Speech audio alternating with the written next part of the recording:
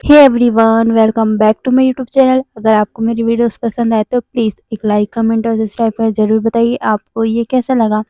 पहले तो मैं थैंक यू बोलना चाहूँगी। 3K हो गया मेरा। मैं आपका बहुत बहुत ज़्यादा थैंक यू कहना चाहती हूँ। जितने लोग मुझे इतना प्यार कर रहे हो और सपोर्ट कर रहे हो। ओके, मैं इतना खुश हूँ, मैं आपको बता नहीं सकती। और सॉरी भी, क्योंकि मैं कल वीडियो अपलोड नहीं कर पाई।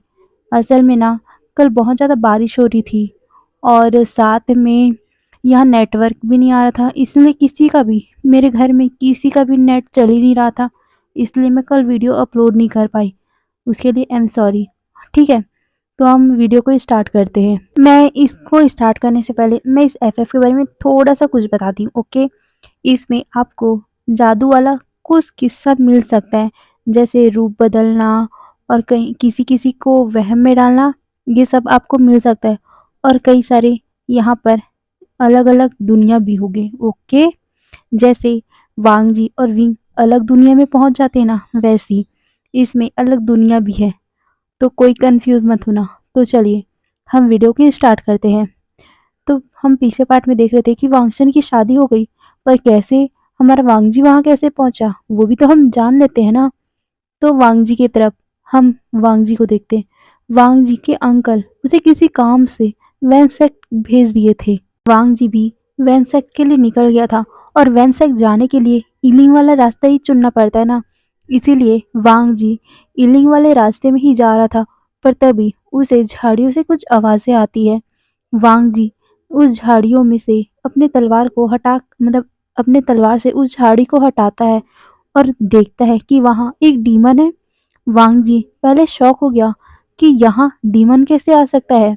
वांगजी सोचता है ये डीमन किसी को हार्म कर देगा। ये सोच वो उस डीमन को पकड़ने के लिए उसके पीछे जाने लगा, पर वो डीमन अचानक से गायब हो गया। वांगजी सोचता है मुझे उसे पकड़ना पड़ेगा, लगता है ये डीमन बहुत शक्तिशाली है। ये बोलते हुए वो उस डीमन का पीछा करने लगा। वो डीमन अलग अलग, जैसे यहाँ पर निकलता तो कभी वहाँ पर, कभी वहाँ पर, तो कभी यहाँ पर। वांगजी उसे पकड़ते पकड़ते कब उस जगह पहुँच गया, उसे पता भी नहीं चला। हाँ, उस डीमन को पकड़ने के चक्कर में ही वांगजी उस जंगल से होते हुए कब उस जगह पहुँच गया, उसे पता भी नहीं चला। वो वहाँ जाते ही देखता है कि डीमन डीमन गायब हो गया। वांगजी इधर उधर देखता है कि डीमन अब आएगा, नहीं अब आएगा, ये सोचते हुए वो पूरा चक्कर मार रहा था, पर वहाँ डीमन तो आया ही नहीं। वांगजी सोचता है कि शायद वो डीमन वहाँ से भाग गया होगा, इसीलिए वांगजी पीछे मुड़ता है। पीछे जैसे ही उसने अपनी आंखें की ना, वो शॉक के कारण वहाँ खड़ा का खड़ा रह गया। उसकी आंखें उस जगह पर ही टिक गई। उसके होठ, उसके होठों पे ना एक छोटी सी स्माइल आ गई थी उस जगह की सुंदरता देखकर। हाँ, क्योंकि सच में वो जगह बहुत ज़्यादा सुंदर थी। चारों तरफ बस हरियाली ही हरियाली, चारों तरफ बस पेड़ पौधे, चिड़ियों की चहचहाट और साथ में फूल। वहाँ की बगानें इतनी सुंदर, उसकी स्मेल बहुत ज़्यादा साफ, और साथ में वहाँ का एक भी वहाँ इतनी ज़्यादा शांति, मानो गुसु, हाँ, गुसु से भी ज़्यादा वहाँ पर शांति थी। वांग जी ये सब बहुत ज़्यादा इंजॉय कर रहा था। वो सोचता है ये जगह, मैंने ये जगह तो कभी नहीं देखी, ये कौन सी जगह है। वांग जी देखता है कि वहाँ कोई भी नहीं था। वांग जी अपने कदमों को बाहर की ओर ले जाने लगा, जिस तरफ से वो आया था उस तरफ, पर वहाँ देखता है कि वहाँ तो कुछ भी नहीं है। वांग जी सोचते हैं मैं तो यहीं से आया था ना, इधर जंगल था, पर वो जंगल, ये सोचते हुए वांग जी फिर पीछे मुड़ता है। फिर वो देखता है कि कोई इंसान वहाँ से जा रहा है। वांग जी उस इंसान का पीछा करने लगा। वांग जी उसे रोकते हुए पूछ रहा था कि क्या आप बता सकते हो मैं कौन सी जगह पे हूँ, पर वो इंसान उसे कुछ भी नहीं बता रहा था। वांग जी थोड़ा कंफ्यूज था, वो इंसान उसे कुछ क्यों नहीं बता रहा है, पर वांग जी उसका पीछा करने लगा। कभी ऐसा होता है ना, अगर एक इंसान उस तरफ जा रहा है तो वो कहीं न कहीं दूसरे इंसान से मिलने ही जा रहा होगा, इसीलिए वांग जी उसका पीछा करने लगा। वो देखता है कि वो एक गाँव में आ गया। वो गाँव हद से ज़्यादा सुंदर था।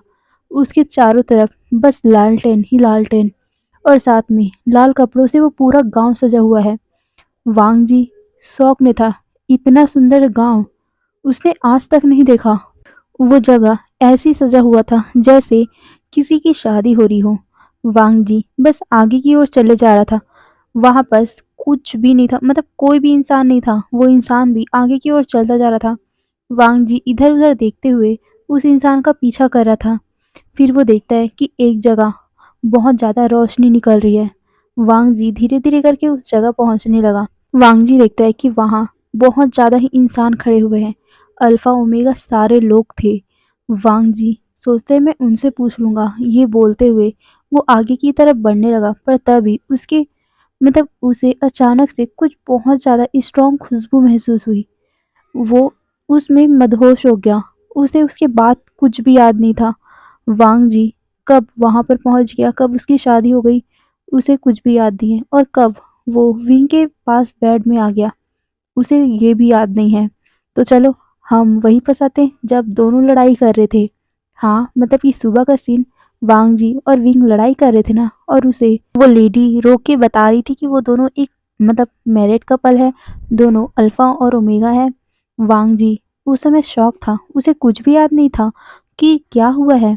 तो अब आगे सुनते हैं, ओके। वो लेडी कहती है, तुम क्या करे हो विंग, वो तुम्हारा अल्फा है, तुम कैसे उसके साथ लड़ाई कर सकते हो। विंग और वांग जी शॉकिंगली उस लेडी को देख रहे थे। वही विंग के हाथों से उसका तलवार, उसका सुबिया नीचे गिर गया था। विंग कहता है, क्या बकवास कर रहे हो आप, मैं इसका वाइफ, आप मजाक कर रहे हो, मैं एक अल्फा हूँ, मैं कैसे ये सब कर सकता हूँ। और आप बोल रहे हो मैं उसका ओमेगा हूँ। आपको ना आपको मिसअंडरस्टैंडिंग हुई है, ओके। ये बोलकर वो उस लेडी को देख रहा था। वो लेडी शॉकिंग लिविंग को देखते हुए बोलती, अल्फा, पर तुम तो एक ओमेगा हो। विंग कहते हैं, ओमेगा, आप आपको थोड़ा कंफ्यूजन हुआ है, मैं एक अल्फा हूँ। ये बोलते हुए वो उस लेडी को देख रहा था। वहीं वो लेडी उसे कहती है, नहीं, तुम्हारे पास से ओमेगा फेरोमोन्स की स्मेल आ रहा था, मुझे पक्का यकीन है तुम एक ओमेगा ही हो। पर विंग कहता है, नहीं, मैं एक अल्फा हूँ, मैं कैसे ओमेगा का फेरोमोन्स स्मेल करवा सकता हूँ। ये बोलकर वो अपने आप को स्मेल करने लगा। पर तभी वांग जी उसके पास आता है और उसे स्मेल करते हुए बोलता है, विंग, तुम्हारे पास से ओमेगा के फेरोमोन्स आ रहे हैं। विंग कहता है, तुम पागल हो गए हो लान वांग जी, तुम इनकी बात में विश्वास मत करो। और मैं तुम्हें पता है मैं एक अल्फा हूँ, तो तुम कैसे मुझे इस तरह से बोल सकते हो। ये बोलकर वो वांगजी से दूर होता है। पर वांगजी कहता है, सच में तुम्हारे पास से आ रहा है स्ट्रॉन्ग ओमेगा फेरोमोन्स। विंग कहता है, हाँ, मैं मैं तुम्हें कितनी बार बोलूं, मैं एक अल्फा हूँ, अल्फा। विंग कहता है, ओह, तो तुम्हें मेरा फेरोमोन्स इसलिए नहीं आता, समझ में आ रहा होगा क्योंकि मेरे ऊपर एक तालिस्मान लगा हुआ है। ये बोलकर वो अपने हाथों को स्लीव्स वो ऊपर करता है और वो तालिस्मान दिखाते हुए बोलता है, देखो, मेरे ऊपर तालिस्मान लगा हुआ है, मेरा फेरोमोन्स बंद है, इसलिए तुम्हें मेरा फेरोमोन्स समझ नहीं आ रहा होगा। वो उस फेरोमोन उस तालिस्मान को देखते हुए कहता है, ओ शिट, मैं इसे हटा भी नहीं सकता, 7 दिन नहीं हुए ना। वो ओमेगा कहती है, 7 दिन नहीं हुए, आपका 7 दिन हो चुका है इस जगह पे। विंग कहता है, क्या, 7 दिन हो गया, पर हमारा वो सब कल फंक्शन तो कल ही हुआ ना। पर वो लेडी कहती है, नहीं, वो कल नहीं हुआ है। विंग और वांग जी शौक होकर एक दूसरे को देख रहे थे। फिर उस लेडी को वो लेडी कहती है, तुम दोनों उस रूम में 7 दिनों से एक साथ थे। विंग और भी ज्यादा शौक हो गया और वो कहता है, मत, हम लोग 7 दिनों से उस रूम में थे, पर मुझे कुछ याद क्यों नहीं है। वो लेडी कहती है, ऐसा ही होता है, ऐसा ही होता है हमारे यहाँ। जब भी वो फेरोमोन्स, उस फूल का खुशबू हम लोग लेते हैं, अल्फा और ओमेगा, तो हमें कुछ भी याद नहीं रहता, और जब हम उठते हैं हमारी हीट खत्म होती तब जाकर हम उठते हैं। हमारा सोलमेट बॉन्ड हमारे शरीर पे आ चुका रहता है, जिसके कारण हम अलग नहीं हो सकते। विंग कहता है, ये सोलमेट बॉन्ड क्या है। वो ओमेगा कहती है, अरे सोलमेट बॉन्ड, जब हम शादी करते हैं तब हमारे पार्टनर और हमारे शरीर में, हम दोनों के शरीर में एक जैसा बॉन्ड आ जाता है, मतलब कि चिन्ह आ जाता है, जिस चिन्ह के कारण यहाँ हम जो दिख रहे हैं ना, हमारे अल्फा और हमारा रिश्ता एक हो जाता है। और तुम्हें विश्वास नहीं है ना, ये तुम्हारे अल्फा है। देखो अपने शरीर पे, देखो कहीं पर तो तुम दोनों का एक जैसा निशान होगा। विंग कहता है, मैं विश्वास नहीं करता, ये मेरा सोलमेट हो ही नहीं सकता, और मैं इसे अल्फा मान ही नहीं सकता, क्योंकि मैं भी तो एक अल्फा हूँ। मैं बिल्कुल नहीं मान सकता ये सब। ये बोलते हुए वो उस लेडी को देख रहा था। वो लेडी कहती है, विंग तुम मानो या ना मानो, तुम्हारी शादी हो चुकी है। पर विंग कहता है, तुम पागल जैसी बातें मत करो, मैं एक अल्फा हूँ, और अल्फा और ओमेगा की शादी होती है, ना कि दो अल्फाओं की शादी होती है। ये बोलकर वो उस लेडी को देखता है, पर लेडी कहती है, वो मुझे नहीं पता। ये कहकर वो जो बूढ़ी औरत थी, वहाँ पर एक बूढ़ी भी औरत थी ना, वो उसे देखकर कहती है, ग्रैंडमा आप आप तो कुछ बता सकते हो ना, देखो ना। ये बोलकर वो विंग की तरफ इशारा करती है। विंग कहता है, ग्रैंडमा आप आप तो बड़ी वैद्य हो ना, देखो ना ये क्या बोल रही है, मैं एक अल्फा हूँ, अल्फा आप तो मुझे देखकर पहचान सकती हो ना। ये बोलकर वो उस ग्रैंडमा के सामने आता है और कहता है, देखो मुझे देखो अच्छे से, मैं एक अल्फा हूँ, मैं एक ओमेगा नहीं हूँ। और कैसे कैसे आप लोग बोल सकते हो मुझे ओमेगा।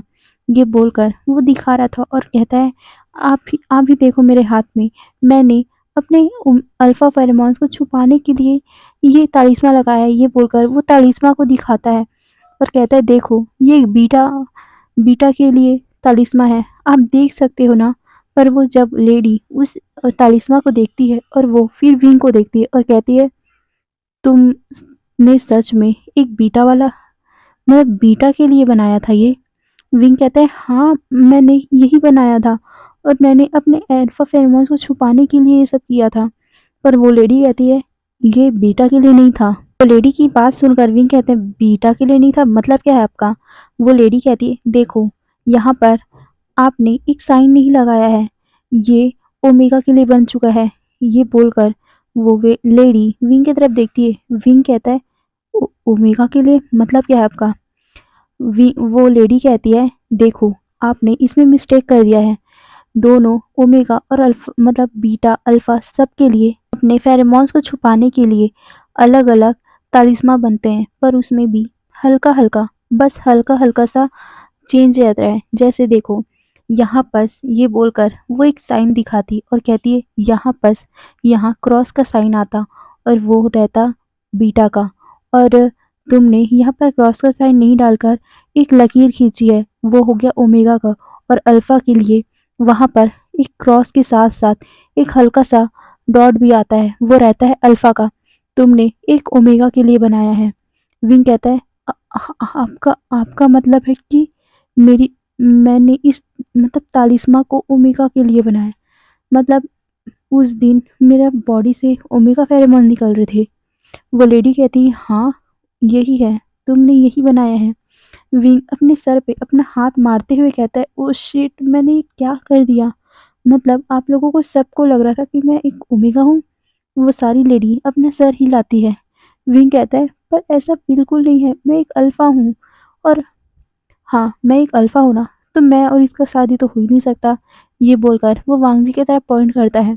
पर वो लेडी कहती है, आप लोगों को हमारे देवता ने चुना है, उन्होंने आप लोगों को सोलमेट बनाया है, तो हम तो कुछ नहीं बोल सकते, आप दोनों की ज़िंदगी एक हो चुकी है। विंग कहता है, मैं इस बात को नहीं मानता, वो तो मतलब मेरा ये चीज़ तो, मेरा तालिस्मा तो 7 दिन पहले मतलब आज आज ख़त्म हो गया ना, मतलब आज से मैं अल्फ़ा बन चुका हूँ। तो बिल्कुल भी नहीं, मैं बिल्कुल भी इसकी वाइफ़ नहीं हूँ।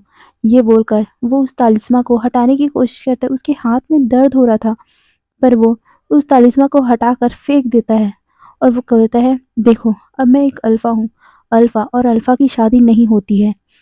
आप लोग को समझ में आ रहा है ना, मैं एक अल्फ़ा हूँ, ये एक अल्फ़ा है, हम दोनों की शादी नहीं हो सकती, दो अल्फ़ा सोलमेट नहीं होते हैं।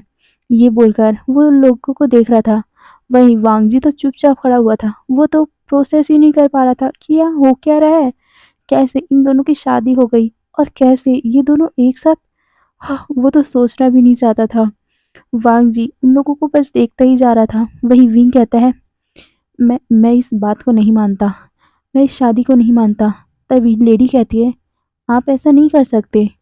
पर विंग कहता है क्यों ऐसा नहीं कर सकता, वो वैसे भी ये सब एक गलती थी। और हाँ, गलती तो सबसे हो जाती है ना, मुझसे भी हो गई, आपसे भी हो गई, तो ये सब भूल जाते हैं। ये बोलकर वो कहता है हाँ, भूल जाते हैं, और मुझे तो वैसे भी कुछ याद ही नहीं है ना हमारी शादी के बारे में। पर वो लेडी कहती है हाँ, आपको याद रहे या ना रहे, हमारे देवता ने आप दोनों की शादी करवाई है। विंग कहता है व्हाट द हेल यार, कौन सा देवता, मैं उसे जानता भी नहीं हूँ, और हम दोनों की शादी मैं कर मतलब मैं कैसे, एक अल्फा के साथ, हाँ, और इसके साथ बिल्कुल नहीं। ये बोलकर वो अपना हाथ पटक अपना पैर पटक रहा था और बोल रहा था मैं इस शादी को बिल्कुल भी नहीं मानता हूँ। पर वो लेडी उसके तरफ उसके नेक में इशारा करते हुए बोलती है तुम मानो या ना मानो तुम उसके ओमेगा बन चुके हो। विंग कहता है कैसे, मैं एक अल्फा हूँ। पर वो लेडी कहती है देखो तुम्हारे नेक पे। विंग कहता है क्या है मेरे नेक पे, ये बोलकर वो अपने नेक को छूता है, उसके नेक में जलन होता है। विंग आह की आवाज़ निकालते हुए कहता है ये क्या है, ये बोलकर वो अपने नेक पे हल्का हल्का रब कर रहा था और कह रहा था यहाँ क्या है, मुझे बहुत जलन हो रही है। पर वो लेडी कहती है तुम्हारा ओमेगा बाइट। हाँ, विंग विंग की सांसें रुक गई थी वहां पर। उसका हाथ कांपते हुए वो अपने उसी नेक पे अपने हाथ को रख लेता है और कहता है ओमेगा ओमेगा बाइट, उसने मुझे बाइट के लिए, ये बोलकर वो वांग जी की तरफ देखता है और वो वांग जी की तरफ आते हुए कहता है तो तुमने मुझे माफ किया है। वांग जी भी कुछ समझ नहीं आ रहा था, उसे तो कुछ समझ ही नहीं आ रहा था वो तो चुपचाप खड़ा था, वो तो शॉक में था, उसे कुछ भी समझ नहीं आ रहा था। वांग जी उसके नेक पे देखता है और कहता है माँ है वहाँ। विंग अपने आप पे गुस्सा कर रहा था वो कि ये सब हुआ क्या? उसे कुछ समझ क्यों नहीं आ रहा है? ये सब क्या हो रहा है यहाँ पर? वो कहता है, "तुमने मुझे बाइट क्यों किया?" ये बोलकर वो वांग जी के ऊपर भड़कने लगा। वांग जी कहता है, मुझे भी नहीं पता था ये सब।" विंग उसका कॉलर पकड़ लेता है और कहता है, "तुमने मुझे बाइट क्यों किया? तुमने मुझे ओमेगा क्यों बनाया?" ये बोलकर वो उसके कॉलर को खींच रहा था। पर वांग जी उसका हाथ अपने कॉलर से हटाते हुए बोलता है, "विंग, तमीज़ से रहो।" पर विंग कहता है, "क्या तमीज़ से? तुमने मुझे, मैं एक अल्फ़ा हूँ, तुमने मुझे ओमेगा बाइट किया है।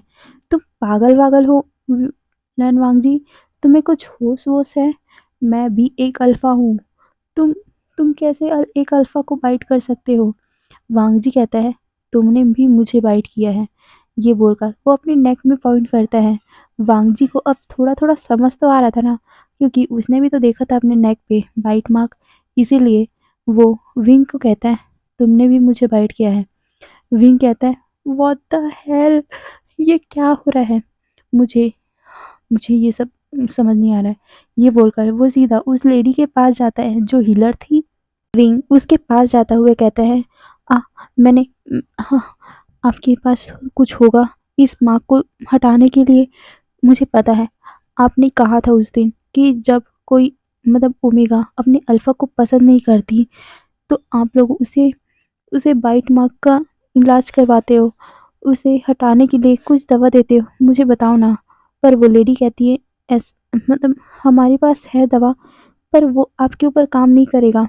विंग कहता है, "क्यों काम नहीं करेगा?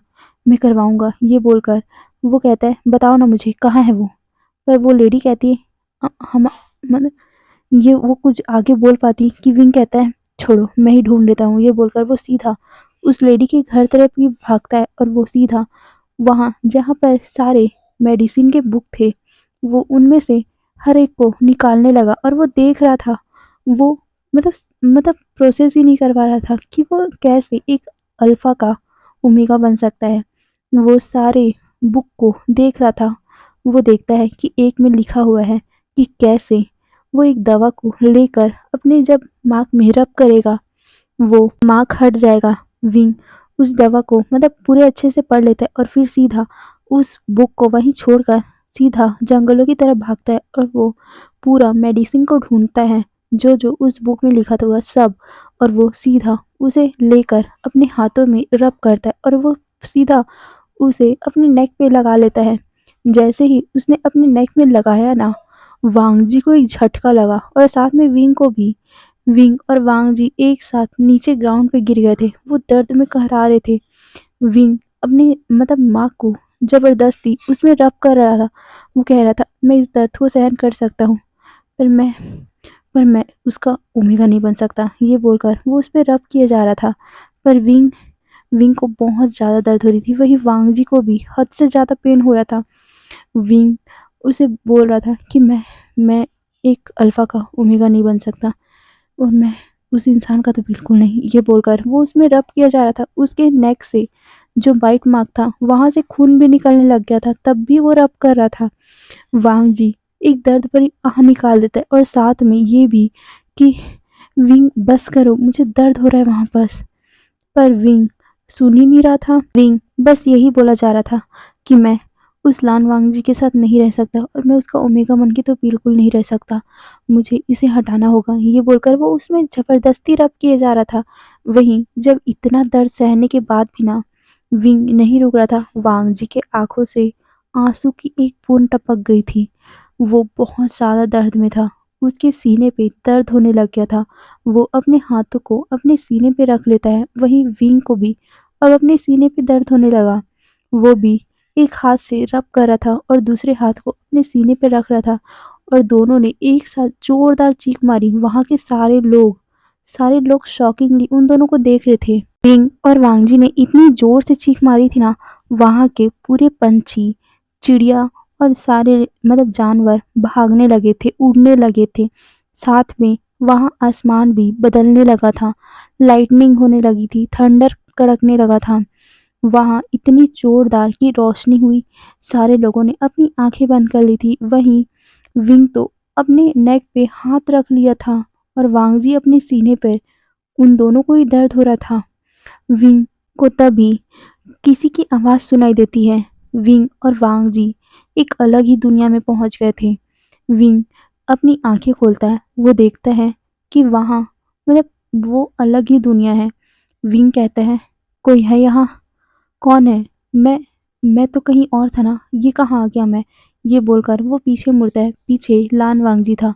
लान वांगजी को देखकर विंग फिर से गुस्सा हो गया, और वो उसे फिर से वो सब याद आने लगा। वो गुस्से में बोलता है, तुम यहाँ क्या कर रहे हो, और हम हैं कहाँ? पर तभी उनके पीछे से एक आवाज आती है। दोनों पीछे मुड़ के देखते हैं। पीछे वही फूल था। विंग सोचता है, ये फूल बात कर सकता है। पर तभी वहां उस फूल से एकदम जोर से रोशनी निकलती है, बहुत तेज रोशनी निकलती है, और उस फूल के बीच से एक बहुत ही सुंदर सी लेडी बाहर निकलती है। विंग और वांगजी तो उस लेडी को ही देखते रह गया है। विंग कहता है, आप कौन हो? ये बोलकर वो उस लेडी को देख रहा था। वो लेडी उस फूल से नीचे उतरती है और कहती है, मैं मैं इस फूल की रानी हूँ। ये बोलकर वो आगे की ओर बढ़ रही थी। विंग और वांग जी हल्का सा पीछे हो गए थे। वो लेडी एक हल्का सा स्माइल करती है और कहती है, तुम दोनों को प्रॉब्लम क्या है? विंग जब ये सुनता है, वो थोड़ा सा गुस्से में आ गया था, और वो कहता है, प्रॉब्लम क्या है? आपका मतलब क्या है? प्रॉब्लम क्या है? मैं और ये, हम दोनों कैसे? मुझे समझ नहीं आता। अ, आप उन लोगों के हिसाब से आप उनकी गॉड हो, है ना? ये बोलकर उस लेडी को देखता है। वो लेडी हल्का सा स्माइल करती है और कहती है, तुम्हें क्या लगता है? विंग कहता है, वो सब छोड़ो, मुझे बस ये बताओ कि आपने किया क्या है हम लोगों के साथ? आपको पता भी है मैं एक अल्फा हूँ, ये एक अल्फा है, हम दोनों की शादी कैसे हो सकती है? और मार्क, हम दोनों सोलमेट कैसे? और साथ में वो सब बोल रहे कि मैं एक ओमेगा हूँ। हाँ, ये कैसे हो सकता है? मैं ये सब नहीं मानता। पर लेडी स्माइल करते हुए उसके पास आती है और कहती है, बच्चे, तुम्हें अभी कुछ समझ में नहीं आ रहा है, पर उस ऊपर वाले ने तुम दोनों की किस्मत को एक लिखा है। विंग कहता है, व्हाट द हेल यार, सब क्यों बोल रहे हैं कि हम दोनों एक हैं, हम दोनों सोलमेट हैं? हम दोनों सोलमेट कैसे हो सकते हैं? आपको पता भी है हम दोनों एक अल्फा हैं। पर वो लेडी कहती है, तुम दोनों अल्फा हो, पर शायद तो मुझे उस दिन लगा था तुम दोनों, तुम एक ओमेगा हो और ये अल्फा है, इसीलिए मैंने तुम दोनों की शादी करवाई थी।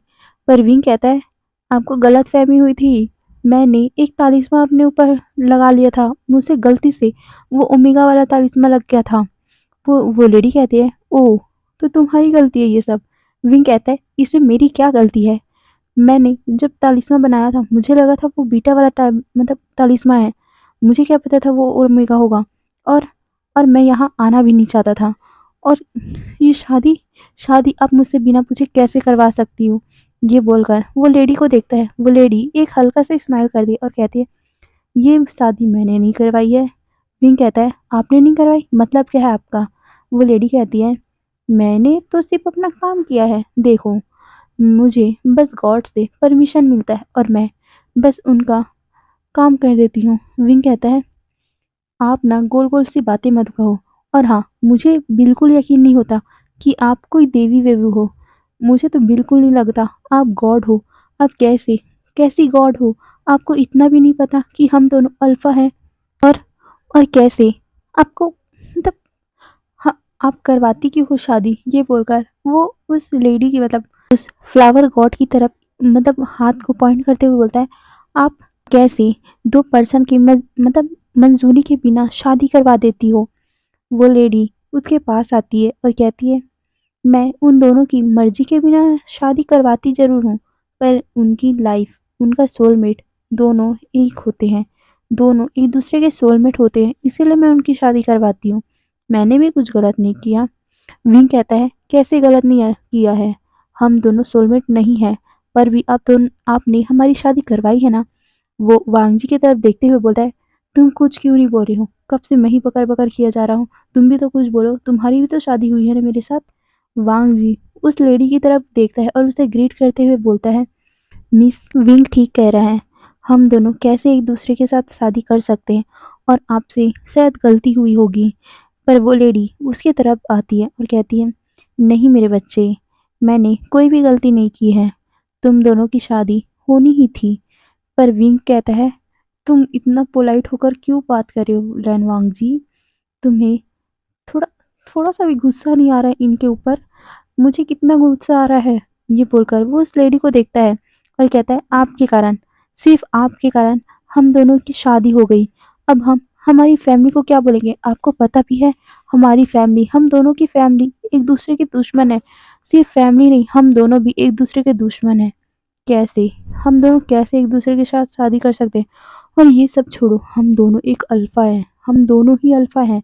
हमारी फैमिली के ऊपर कई सारी जिम्मेदारियां होती है। मेरी मेरी शादी एक ओमेगा से होती, मेरे बच्चे होते, हमारी फैमिली के पास बच्चे होते, उनकी पोता-पोतियाँ होती। पर आपके कारण, सिर्फ़ आपके कारण अब वो होगा नहीं। ये बोलकर उस लेडी को देखता है। वो लेडी थोड़ा-सा मतलब थोड़ा-सा शांत हो जाती है, सोच में पड़ जाती है। विंग उसे देखता है और अपने मन में ही सोचता है, क्या ये प्लान काम कर जाएगा? मैंने उनसे ये तो कह दिया, क्या वो शादी तोड़ देंगी?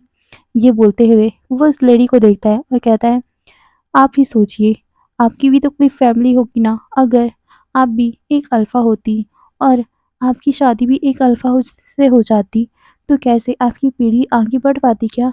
मैं भी तो अपने माँ बाप का इकलौता बेटा हूँ। ये भी हाँ, ये ऐसे बोलकर वो वांग जी की तरफ देखता है और कहता है, ये भी अपनी लैंड फैमिली का इकलौता अल्फा बेटा है। तो कैसे उनकी लैंड फैमिली बढ़ेगी और मेरी मेरी भी कैसे बढ़ेगी? ये बोलकर वो उस लेडी को देखता है और फिर कहता है, आपसे सच में गलती हुई है। मैं इसको बिल्कुल भी नहीं मानता।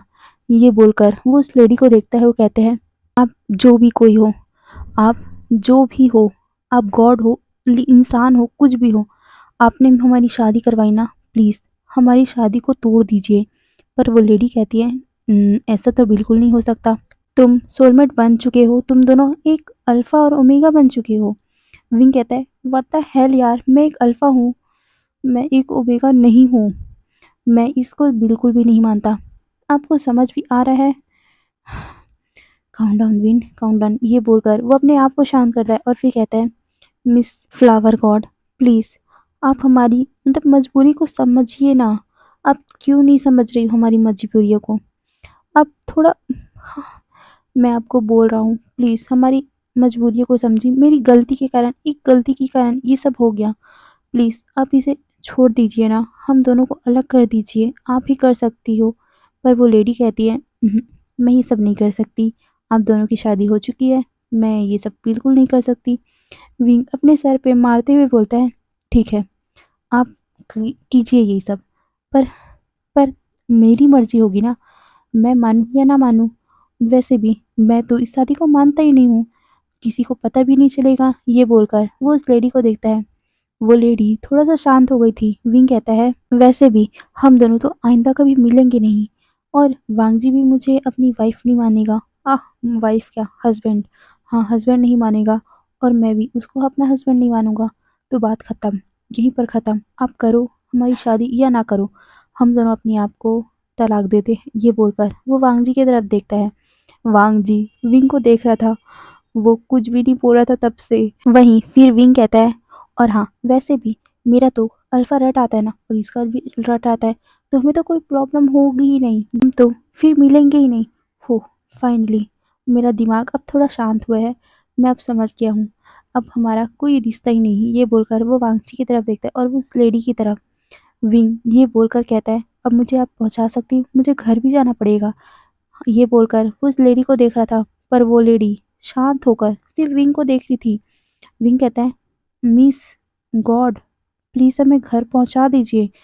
वो लेडी उसकी बात पे अब हंसने लगी, सीरियसली अब वो हंसने लगी। वो कहती है, क्या, तुम्हें तुम्हें ये लगता है? विंग कहता है, क्या? वो लेडी हंसते हुए कहती है, तुम कितने बड़े मूर्ख हो सकते हो, मुझे अब पता चल रहा है। ये बोलकर वो विंग के पास आती। विंग थोड़ा सा अननॉय होते हुए बोलता है, आपका मतलब क्या है? वो लेडी उसके पास आते हुए उसके कंधे पर हाथ रखती है और कहती है, मुझे पता है, तुम्हें उस गांव का नियम तो पता है ना, शादी के बाद वाला?